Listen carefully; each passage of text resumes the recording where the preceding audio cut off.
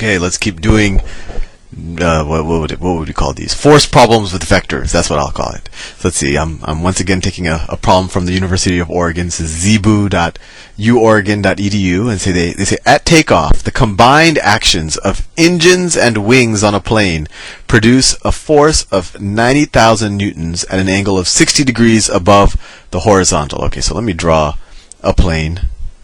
Let's see. I don't want to take up too much space because I always do that, and then so the plane. It's taking off. So the plane looks like that. And the combined actions of the wings in the plane produce a force of 90,000 newtons at an angle of 60 degrees. So let me draw it like this. So at an angle of 60 degrees, so that's roughly 60 degrees. So it's usually with the horizontal that we're talking about, right? So this angle is 60 degrees. 60 degrees with the horizontal.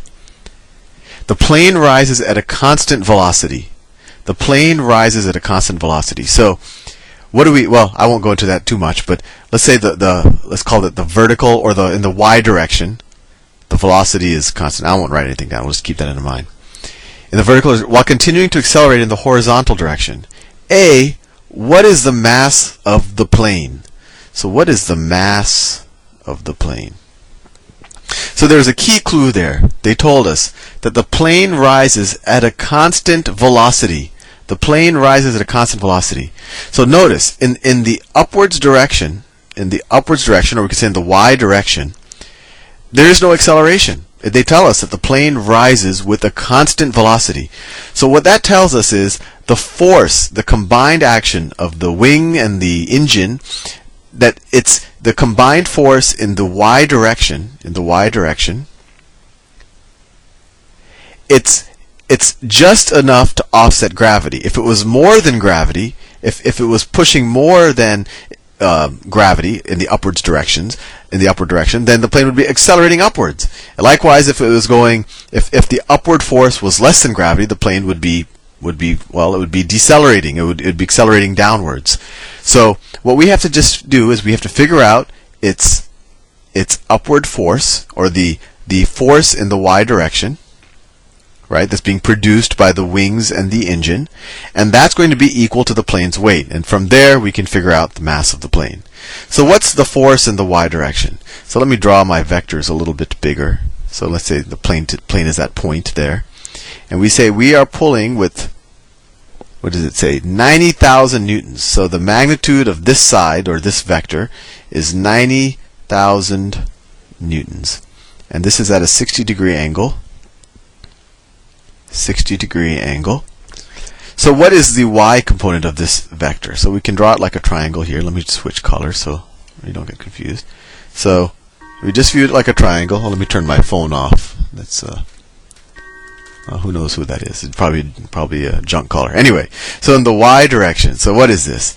So we use, the y direction, let's use sine, right? Sine is opposite over hypotenuse. So we know that sine, this phone calls always throw me off. Sine of 60 degrees is equal to the opposite, which is the force in the y direction over the hypotenuse, is equal to force the y times over the hypotenuse, and that's 90,000 newtons.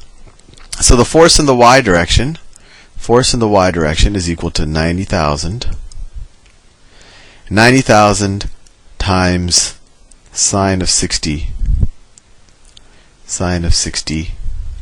newtons. And you might not remember your 30, 60, 90 triangles, but you might want to review some of your trigonometry if you don't remember the sine of 60, or you might want to take out your calculator. But the sine of 60 is square root of 3 over 2, right? Because this is a 30, 60, 90 triangle. So the force in the y direction is equal to 90,000 times the square root of 3 over 2, which is equal to 45,000 square roots of 3 newtons. So that's the force in the y direction, right? But what we also know is that that has to be equal to the weight of the plane, because we have this force in the y direction, which is what we just figured out, force in the y direction, and that has to completely offset the force of gravity. Let me draw gravity in mauve. And how do we know that? How do we know that the force in the y direction completely offsets the force of gravity?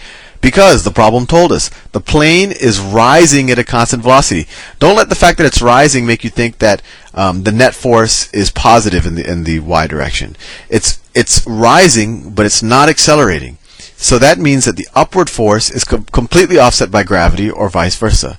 So this is equal to the force in the y direction, and it's equal to the force of gravity, or essentially the weight of the plane.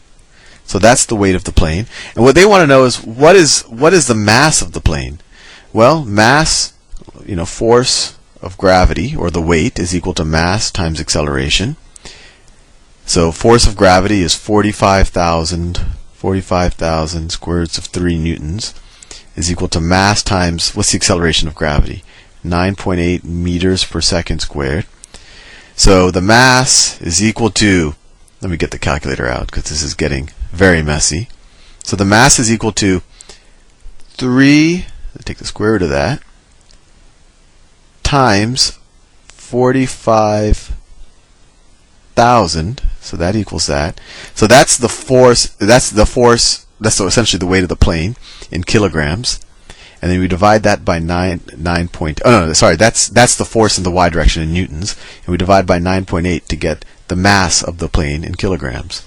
Divided by 9.8 equals, so 7,950, let's just round, 7,950 kilograms. 7,950 kilograms. So it's not a huge plane. I don't know, I'm just guesstimating right here. So that's the mass of the plane. So we did the first part of it. And now what is the second part of the question is, what is the horizontal acceleration? So how fast is the plane accelerating in the x direction? So let's just go back to this triangle.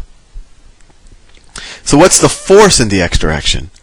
Well, we know what the hypotenuse is, and we need to figure out the adjacent side. So ka-toa, adjacent over hypotenuse, so cosine.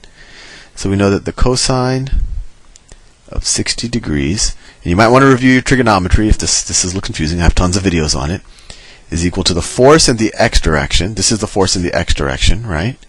Force in the x direction over the hypotenuse, which is kind of the total force, or this magnitude right here, over 90. Let me just write 90k for simplicity. So the force in the x direction is equal to 90k cosine of 60 degrees. Cosine of 60 degrees, if you got your calculator, is 1/2.